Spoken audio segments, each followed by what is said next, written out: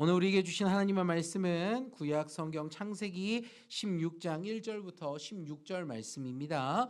구약 성경 창세기 16장 1절부터 16절 말씀입니다.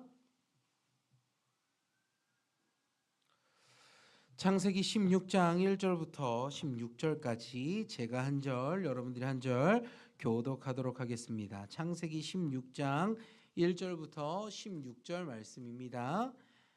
제가 1절합니다. 아브라함의 아내 사레는 출산하지 못하였고 그에게 한 여종이 있으니 애굽 사람이요 이름은 하갈이라.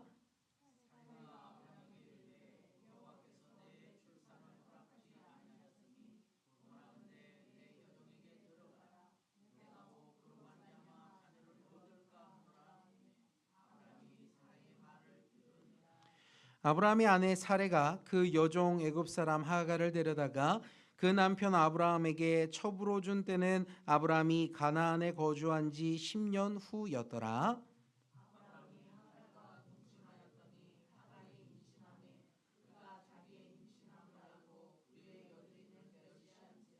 사레가 아브라함에게 이르되 내가 받는 모욕은 당신이 받아야 옳도다. 내가 나의 여종을 당신의 품에 두었거늘 그가 자기의 임신함을 알고 나를 멸시하니 당신과 나 사이에 여호와께서 판단하시기를 원하노라.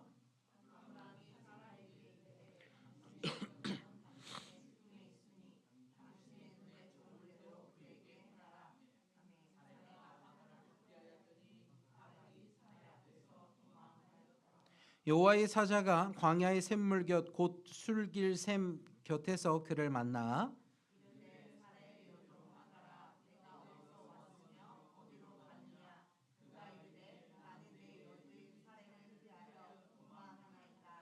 여호와의 사자가 그에게 이르되 내 여주인에게로 돌아가서 그 수하에 복종하라.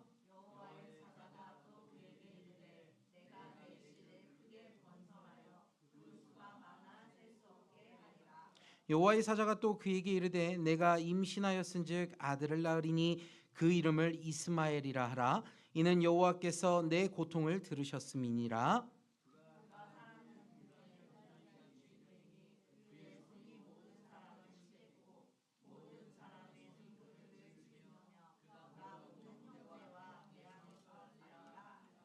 하갈이 자기에게 이르신 여호와의 이름을 나를 살피시는 하나님이라 하였으니 이는 내가 어떻게 여기서 나를 살피시는 하나님을 배웠는고 함이라.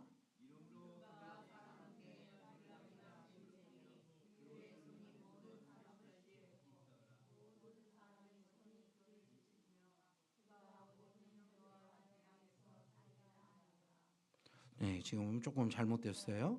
자, 14절 말씀입니다. 자, 14절 말씀 읽어봅시다.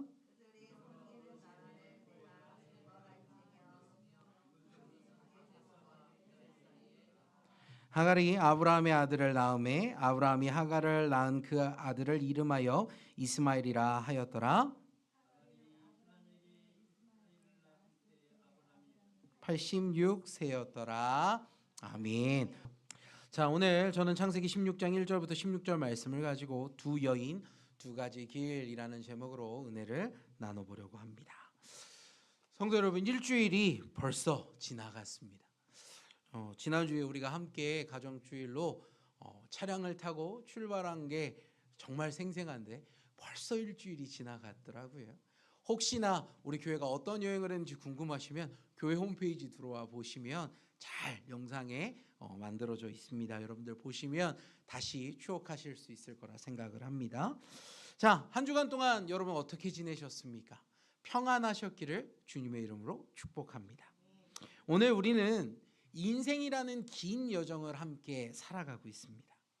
그런데 그 인생 속에서 우리가 마주해야 되는 것이 있으니 항상 갈림길이라는 것을 만난다는 겁니다.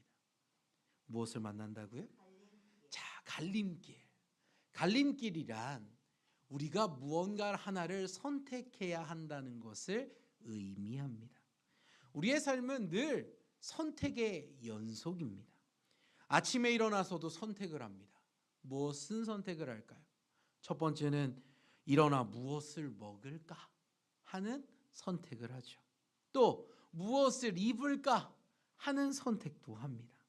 또 우리의 인생은 어려서부터 지금까지 걸어오면서 어느 직장에 들어갈까, 또 혹은 누구와 가정을 꾸릴까, 또 살아내는 이 삶의 순간에 이 어려운 시기를 어떻게 돌파할까 하는 선택을 하며 살아간다는 겁니다. 그런데 우리 신앙인에게 있어서 이 선택이란 단순히 효율적이냐, 이익이 되느냐 하는 선택의 문제가 아닙니다. 우리에게 선택이란 하나님의 길이냐, 아니면 나의 길이냐 하는 영적인 싸움을 선택하는 것이라는 거죠. 오늘 본문에는 두 여인이 등장합니다. 평소보다 훨씬 많은 말씀을 읽었는데요. 한 명은 믿음의 조상 아브라함의 아내 사레이고, 또 한 명은 그녀의 여종인 애굽 사람이었던 하갈을 등장하며 두 여인의 삶을 조명하고 있습니다.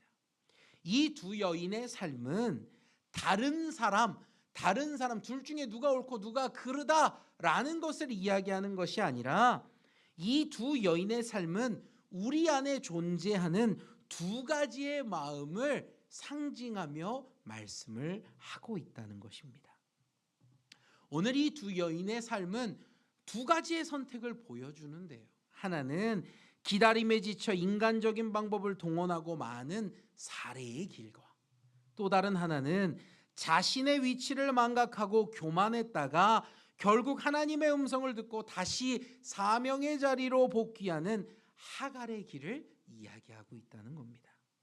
저는 오늘 예배를 통해, 오늘 말씀을 통해 성령님께서 우리에게 하시는 그 세밀한 음성을 듣기를 소원합니다.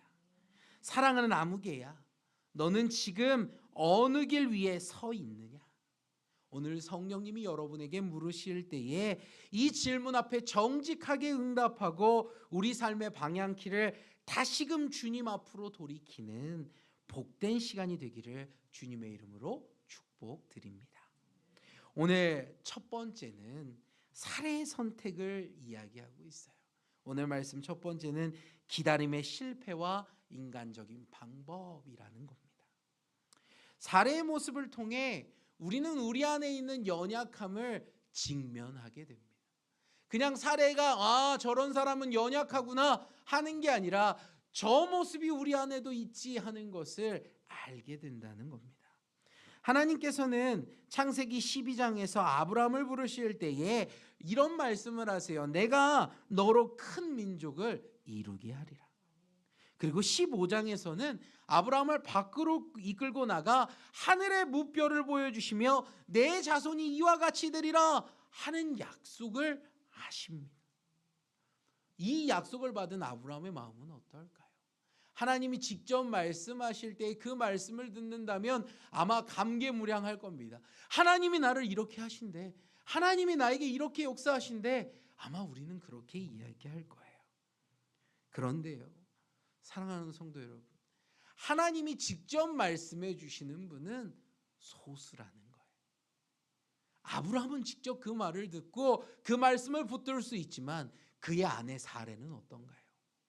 사레는 그 음성을 직접 듣지 못해요. 남편을 통해 듣습니다. 여보, 하나님이 내게 이렇게 말씀하셨어. 하나님이 우리의 가정에게 이렇게 복 주신대.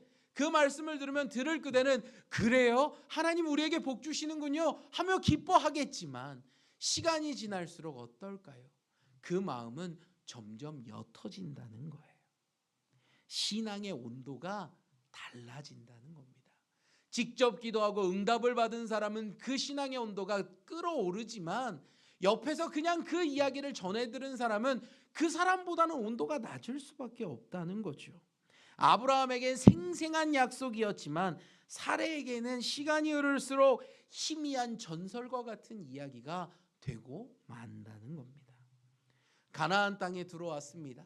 하나님이 가라 하셔서 왔겠지요. 처음에는 사레도 하나님의 축복하시는 그걸 붙들었을 거예요. 하나님이 내게 복 주신대, 하나님이 내게 우리의 가정에게 이렇게 주신대 하며 뜨거웠을 겁니다. 그런데 시간이 흐르는데 10년의 세월이 흘러가 버리는 거예요. 아브라함이 85세, 사레가 75세가 되고 맙니다. 생물학적으로 출산이 불가능해 보이죠.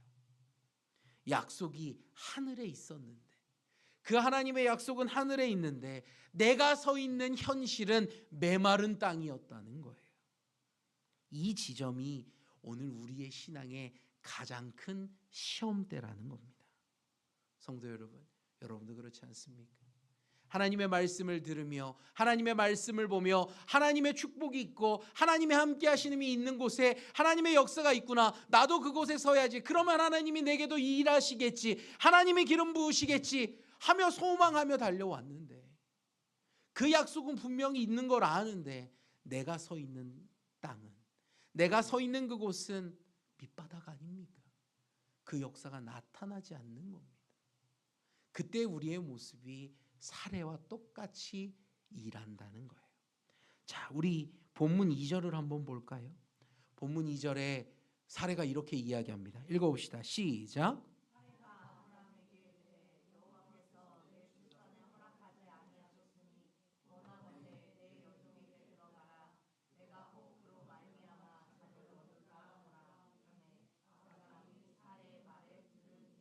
아멘. 사례가 뭐라고 이야기해요? 여호와께서 내 출산을 뭐 했다? 허락하지 않았다. 벌어진 현실만 보면 사실인 것 같아요. 가나안 땅에 들어가서 10년 동안 자녀가 생기지 않았습니다. 하나님이 출산을 허락하지 않는 것 같아요. 그런데요, 사실처럼 보이지만 지금 이 말은 굉장히 위험한 자의적인 해석이었다는 거예요. 하나님이 단 한 번도요 사례에게 그렇게 말씀하지 않으셨어요.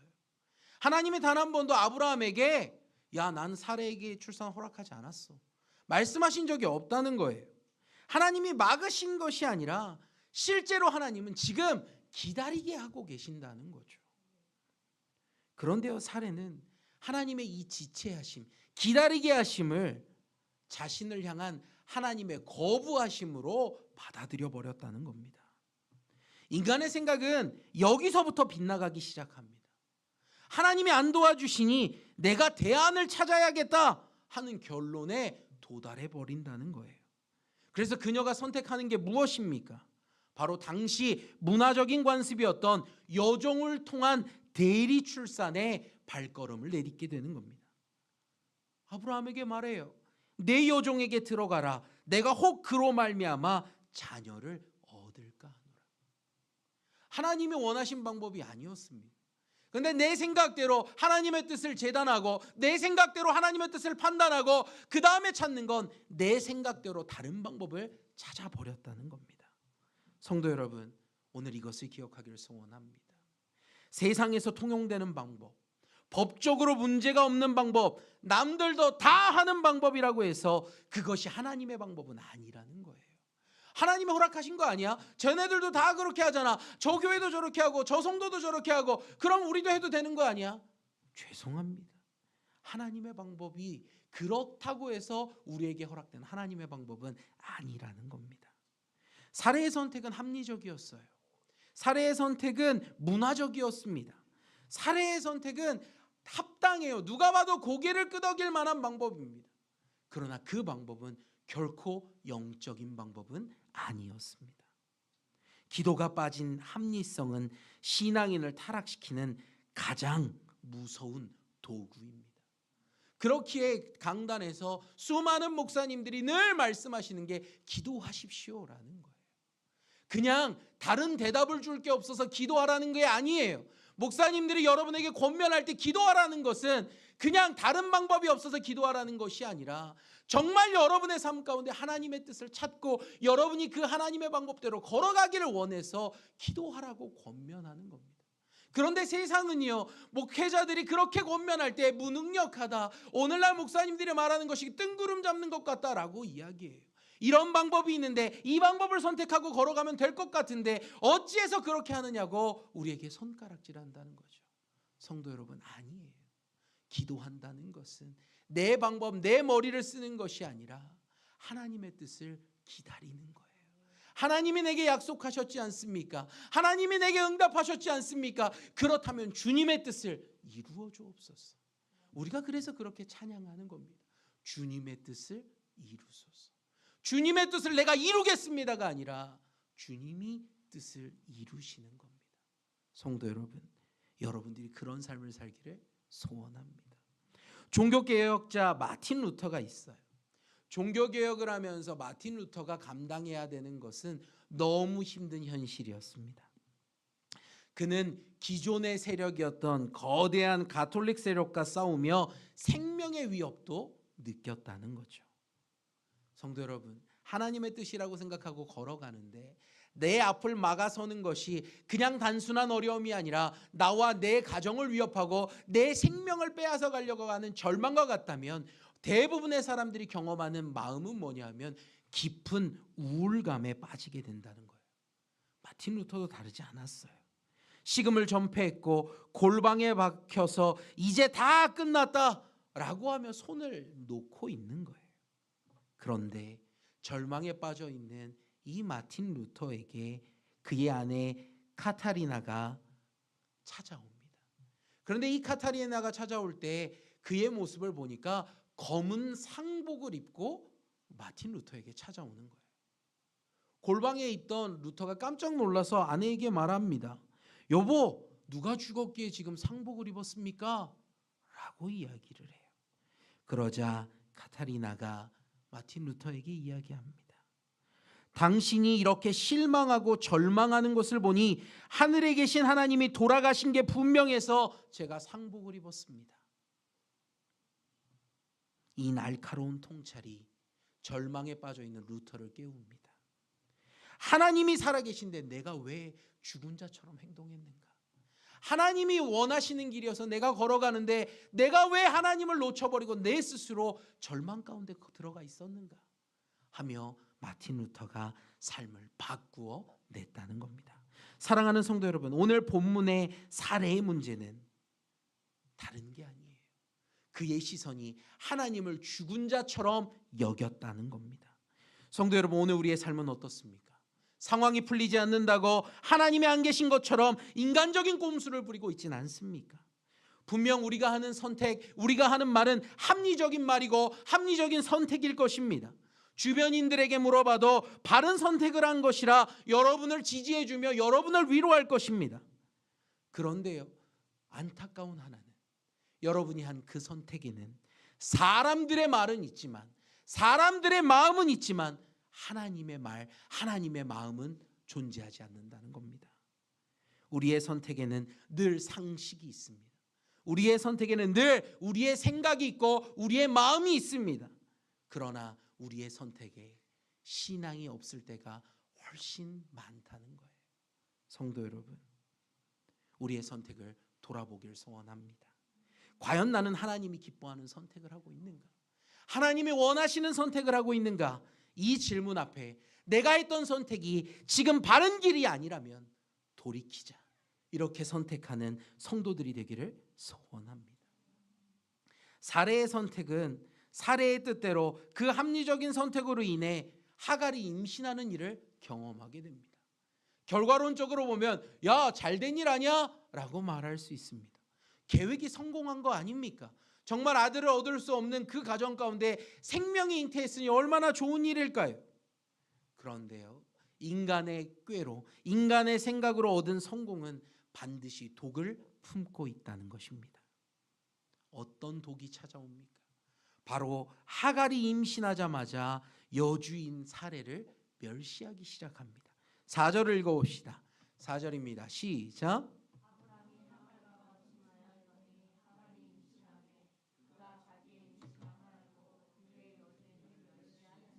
아멘. 지금 이 모습이 뭡니까? 종이 주인의 머리 위로 올라가 버린 거예요. 이것이 세상의 방식의 결과입니다. 영적인 질서가 무너진 자리에는 평안이 아니라 갈등이 찾아온다는 겁니다. 좋은 일이 있어야 될 거 아닙니까? 생명이 잉태했으니 가정 가운데 기쁨이 넘치고 행복한 마음만 있어야 되는 거 아닙니까?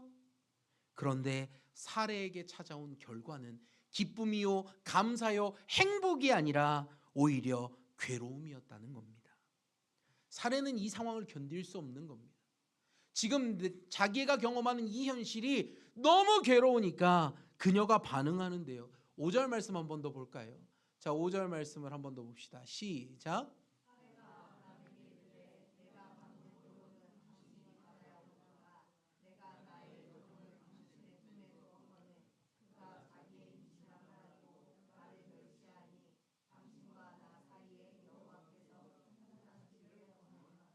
아멘.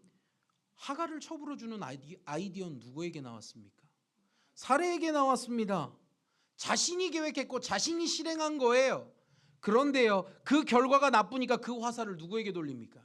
남편에게 돌립니다. 아브라함에게 돌려요.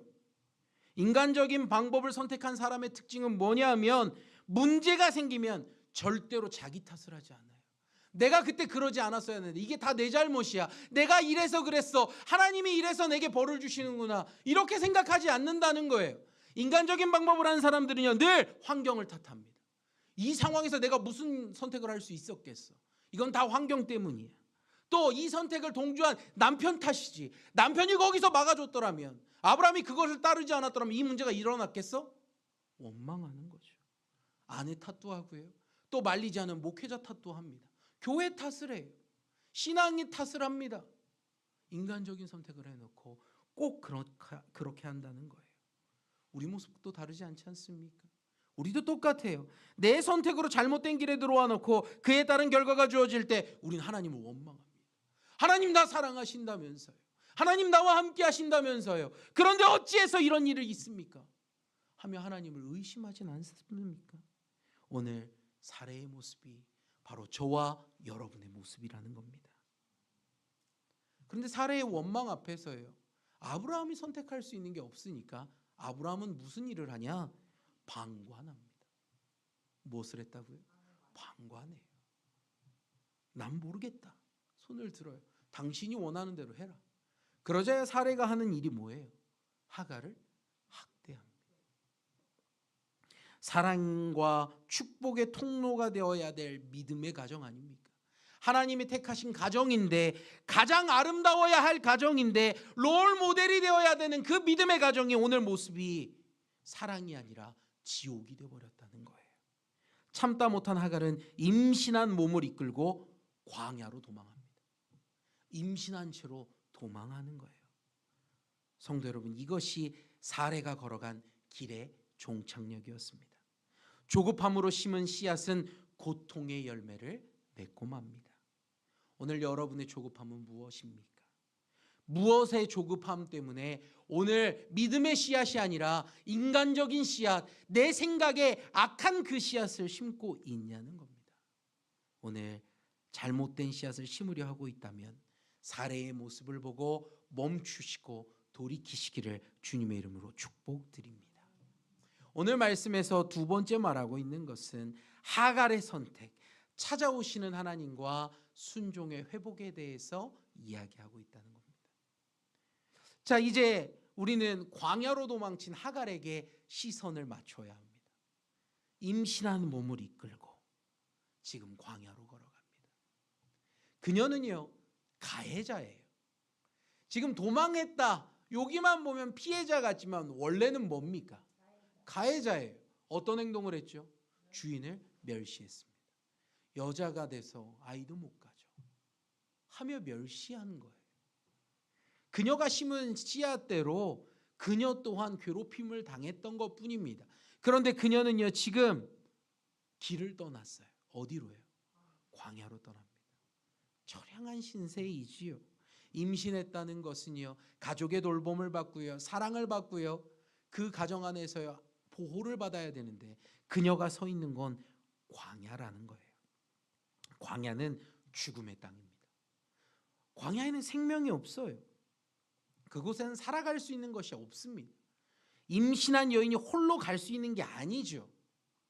그런데 절망의 길에 서 있을 때, 죽음의 길에 서 있을 때, 그때 그녀에게 하나님이 찾아오십니다. 자, 7절 말씀을 봅시다. 자, 7절 말씀입니다. 시작.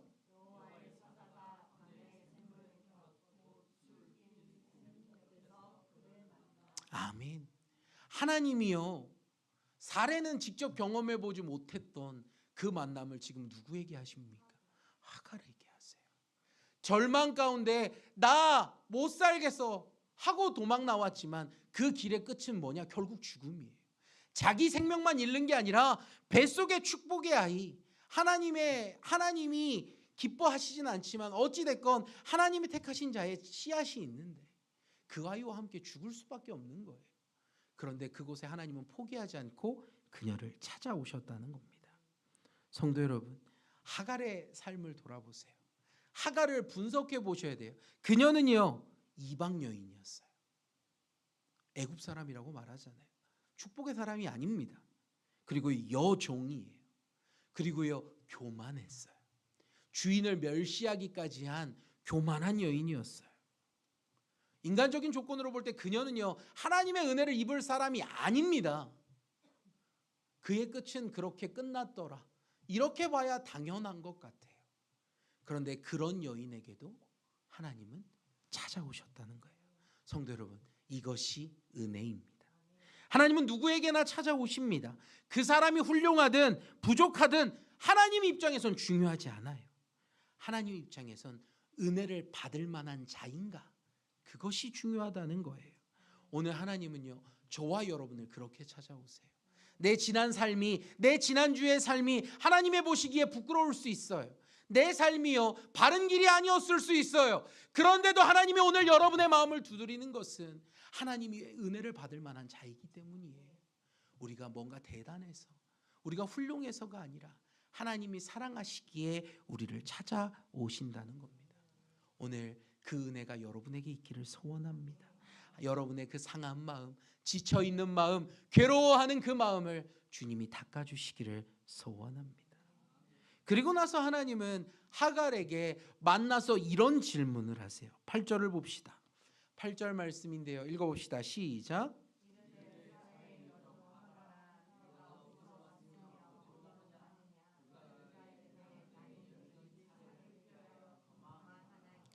아멘.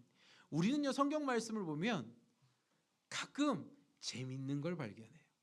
뭐냐면 하나님이요, 수수께끼 같은 질문을 하신다는 거예요. 성경 속에 하나님을 만난 사람들에게 하나님은요, 가끔 엉뚱한 질문을 하세요. 여러분, 우리 하나님은 어떤 분이에요? 우리 주일학교 애들과 오늘 하나님이 어떤 분이냐에 대해서 이야기를 좀 나눴는데, 하나님은 크시지요. 크신 분입니다. 믿으시기 바랍니다. 하나님은 전능하신 분입니다. 믿으시길 바랍니다. 하나님은 모름이 없는 분입니다. 믿으시길 바랍니다. 우리 하나님은요, 전지전능하세요. 다 알고 계세요. 하갈이 누구인지, 하갈이 어떤 여인인지 하나님은 다 아심에도 찾아오셔서 질문하십니다. 네가 어디서 왔으며 어디로 가느냐. 하나님은 이 질문을 하신다는 거예요. 하나님이 몰라서 물으십니까?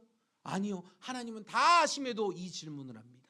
왜? 하나님은 왜 이 질문을 하십니까? 근원적인 질문이에요. 하나님이 이 질문을 하는 건 내 정체성을 회복하라는 겁니다. 네가 누구인지 바로 알고 네가 어디서 왔는지를 바로 알아라 하는 하나님의 질문이라는 거죠. 하갈아, 너는 지금 주인의 자리를 탐내며 교만하다. 이제는 고통을 피해 사명의 자리를 이탈하여 도망치고 있구나. 너는 살해의 종이다. 내가 있어야 할 곳은 여기가 아니라 내 주인이 있는 자리다. 주님은 그렇게 말씀하시는 겁니다. 성도 여러분, 우리는요, 삶에 지쳐서 삶의 무게 때문에 우리의 정체성을 놓을 때가 많이 있습니다. 그런 주님은 우리에게도 말씀하십니다. 사랑하는 딸아, 사랑하는 아들아, 너는 누구냐? 오늘 주님이 묻고 계세요.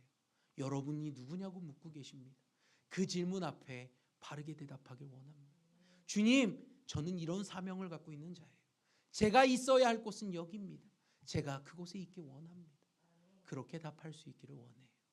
지난 주간 저는 교회 가정주의를 하고 다음날 노회를 하면서 동기 목사님들과 잠깐의 시간을 가졌습니다.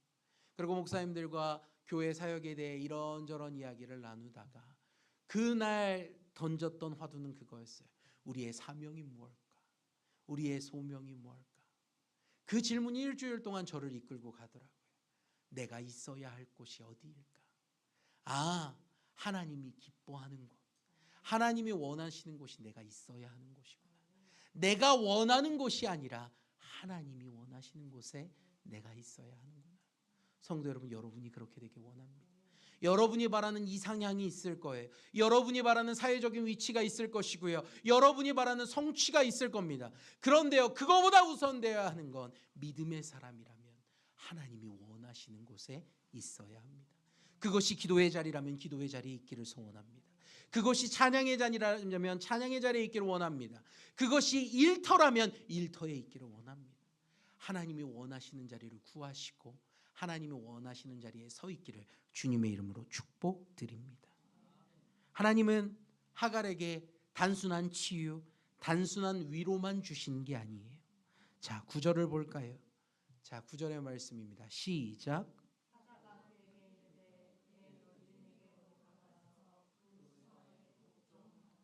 아멘. 성도 여러분, 이 말씀을 보면 어떤 마음이 드세요? 가혹한 명령 아닙니까? 하갈의 입장에서 생각해 보세요. 하갈의 입장에서요, 주님이 날 만나 주신 건 좋아요. 내 정체성을 회복하게 하시는 것도 좋습니다. 그런데 그 다음 말이 뭐냐면 자기를 학대하는 여주인에게 돌아가라는 거예요. 야, 내가 네 문제를 이렇게 해결해 줄게. 내가 이런 문제를 해결해 줄 테니까 돌아가. 하나님 문제 해결을 주신 건가요? 아니요, 하나님 그렇게 말씀하지 않으세요. 문제 해결은 되지 않아요. 그런데 하나님 원하는 건 뭐예요? 내가 그곳에 있기를 원하신다는 겁니다. 그리고 말하시는 건 그녀에게 무릎을 꿇으라는 거예요. 그냥 돌아가서 뻣뻣하게 주인과 맞서 싸워라가 아니라 정체성을 회복하고 무릎을 꿇으라는 겁니다. 세상의 관점에서 이건 말이 안 되는 일이에요. 아니, 어떻게 사랑이 많으신 하나님이 나로 하여금 부당한 곳에 가서 일하라고 하실까? 나를 사랑하신다면서 나로 하여금 괴로운 곳으로 달려가라고 말씀하시냐? 우린 이렇게 반문할 수 있어요. 그런데 하나님은요, 그런 말씀이 아니라 다른 말을 하고 계신다는 거예요. 돌아가서 복종하라는 거죠. 성도 여러분, 이것이 우리가 사는 길이에요. 인간의 눈으로 볼 때 우린 죽는 길인 것 같아요. 그 길은요, 비합리적이고요, 그 길은 하면 안 될 것 같아요. 그런데 하나님이 원하시는 건 하나님의 질서 안으로 다시 돌아가길 원하신다는 거예요. 내가 있어야 할 자리로 복귀하는 것, 그것이 진정한 회복이라고 말씀하시는 겁니다. 하나님은 하갈이 회복하길 원하셨어요. 그 자리에서 하나님을 배웠고 그 자리에서 하나님이 원하시는 뜻을 이루기를 더 원하셨다는 겁니다. 비록 그것이 고난의 길일지라도 감내하기를 주님이 원하셨다는 거죠. 우리 예수님이 걸으셨던 십자가의 길도 이와 같아요. 십자가를 지시며 가셨던 그 길도 이와 똑같습니다. 고난의 길 아니었습니까? 고난의 십자가가 없어진 게 아니잖아요. 주님은요, 그 십자가를 지고 걸어가셨어요. 왜요? 주님의 뜻을 이루기 위해서였습니다. 우리가 살아갈 때 때로는 고난이 옵니다. 때로는 고통의 시간이 와요. 그런데 우리는 그때마다 반문합니다. 하나님 계시다면 이거 걷어가셔야 되는 거 아닙니까?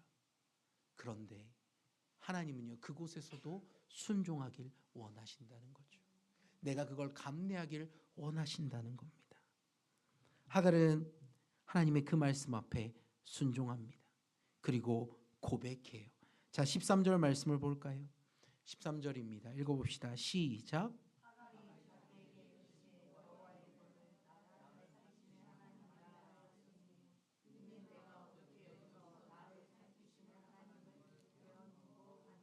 아멘.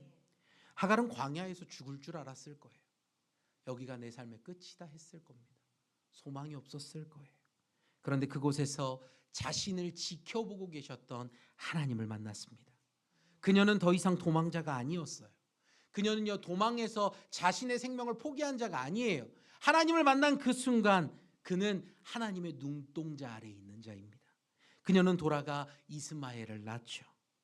나 혼자 있을 때, 아니 나 홀로 있다고 내 스스로 생각할 때, 그때는 삶의 무게에, 삶의 고통에 우리는 무너지게 되어 있습니다. 하지만 하나님이 비록 우리가 고통 중에 있을지라도 그 하나님이 나를 살피시고 나와 함께 하심을 내가 느낄 수만 있다면, 그곳은 편안하거나 좋은 곳은 아닐지라도 그것은 더 이상 괴로움의 땅이 아니라 그곳은 마치 천국과 같은 땅으로 변모하게 되는 겁니다.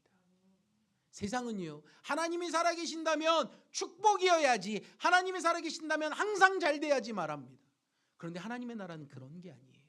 하나님의 나라는 비록 척박한 땅일지라도 하나님이 함께 하심으로 확장되어져 가는 것, 하나님의 뜻이 나타나는 것, 그것이 하나님의 나라입니다. 이것이 우리의 삶의 일터, 우리의 가정에도 나타나야 합니다. 우리의 삶의 일터가, 삶의 가정이 세상이 볼 때 괴로운 곳일 때가 많아요. 하지만 하나님이 함께 하시기 때문에 그곳은 괴로운 곳이 아니라 기쁨의 땅으로 바뀌게 되는 것이고, 그곳이 비록 마른 땅이라 할지라도 하나님은 반석에서 물을 내심으로 잘되게 하시는 것을 깨달아야 한다는 겁니다. 오늘 괴로움에 눈물 짓고 계시고 있습니까? 오늘 괴로워하고 있습니까? 나를 살피시는 하나님을 만나기를 소원합니다. 그것이 바로 엘로이라는 말입니다. 오늘 그 놀라운 만남을 여러분이 이루기를 소원합니다. 말씀을 정리합시다. 사랑하는 진성교회 성도 여러분, 오늘 본문은 우리에게 두 갈래 길을 보여주고 있습니다. 첫 번째, 사례의 길이었죠. 하나님의 약속을 믿는다라고 말은 하지만 현실이 답답하면 금세 내 방법과 내 꾀를 동원하는 길이었습니다. 이 길은 당장 문제가 해결되는 것 같지만 결국엔 더 큰 갈등과 상처를 남기고 맙니다. 혹시 사례처럼 조급함 때문에 하갈이라는 대안을 찾고 있진 않습니까? 멈추시기를 바랍니다. 하나님의 때는 우리의 생각보다 정확하고 하나님의 방법은 우리의 생각보다 더 확실합니다. 하나님의 때, 하나님의 방법을 구하는 여러분이 되기를 소원합니다. 두 번째, 하갈의 길입니다. 실수하는 자였어요. 교만한 자였습니다. 그래서 결국 사명의 자리도 이탈한, 세상이 바라면 실패한 자와 같은 모습입니다. 하지만 그녀는 하나님의 음성을 듣고 다시 고통의 현장으로 돌아가는 순종의 길을 걸어간 사람입니다. 하나님은 돌아가는 하갈에게 이스마엘의 축복을 주십니다. 이스마엘의 축복, 하나님이 들으셨다라는 겁니다. 우리 주변에는 사례의 길을 거절하고 끝까지 걸어간 인내의 분들이 있습니다. 신앙의 선배들이 있어요. 세상적으로 볼 땐 뭔가 성공한 것 같아 보이진 않습니다. 화려한 결과가 없기 때문이에요. 그런데요, 하나님은 그들을 귀하게 여기십니다. 끝까지 자신의 길이 아니라 하나님의 뜻을 구하고 하나님의 뜻대로 걸어간 분들을 하나님은 귀하게 여기시는 겁니다. 자녀의 문제도, 물질의 문제도, 직장의 문제도, 그리고 교회의 문제까지도 피하면 쉽게 해결될 것 같지만 그 문제는 결코 끝나지 않고 오히려 우리의 발목을 잡기곤 한다는 거예요. 그러나 인내하면서 하나님의 해결하심을 경험하면 괴로움의 땅은 더 이상 괴로운 곳이 아니라 감사와 감격의 땅으로 바뀌게 되는 겁니다. 성도 여러분, 세상이 말하는 소망이 없다 하는 것에 마음을 빼앗기지 마십시오. 세상이 볼 땐 소망이 없지만 하나님이 보실 땐 소망이 있는 삶입니다. 하나님이 보실 때에 칭찬받는 자가 되기를 소원합니다. 그들의 길과 우리의 길은 다릅니다. 같지 않아요. 그들의 말에 귀 기울이지 마시고 하나님이 뭐라고 말씀하시는가, 오늘 그 하나님을 대면하는 여러분이 되기를 소원합니다. 하나님이 원하시는 길은 같은 길이 아니라 내게 허락된 길이에요. 예수님의 제자들 12명이 있었지만 각자 12명이 똑같은 길을 걸어간 사람 하나도 없어요. 그 길이 다 달랐던 것처럼 우리도 다른 길을 걸어가면 됩니다. 하나님이 원하시는, 하나님이 사용하시는 교회로, 하나님이 기뻐하시는 아름다운 가정으로, 성도로 거듭나기를 소원합니다. 성도 여러분, 지금 여러분은 어느 자리에 있으십니까? 기다림에 지쳐 인간적인 방법을 쓰려고 하는 사례의 자리입니까? 아니면 문제 앞에서 도망쳐 광야를 배회하는 하갈의 자리입니까? 오늘 하나님이 부르고 계십니다. 진성교회 성도야, 내 약속을 믿고 조금만 더 인내하라. 그리고 도망쳤던 그 사명의 자리, 그 기도의 자리로 다시 돌아오라. 내가 너희를 살피고 있다. 오늘 이 아침 우리의 조급함이 있었다면 회개하시기를 소원합니다. 우리의 불순종도 내려놓으십시다. 그리고 주님 앞에, 주님, 내가 인간적인 길을 버리고 하나님의 길을 걷겠습니다. 나를 살피시는 엘로이 하나님만 의지하겠습니다 하며 선포하며 믿음의 발걸음을 걸어가는 우리 모든 성도들이 되시기를 주님의 이름으로 축복드립니다. 같이 기도하겠습니다.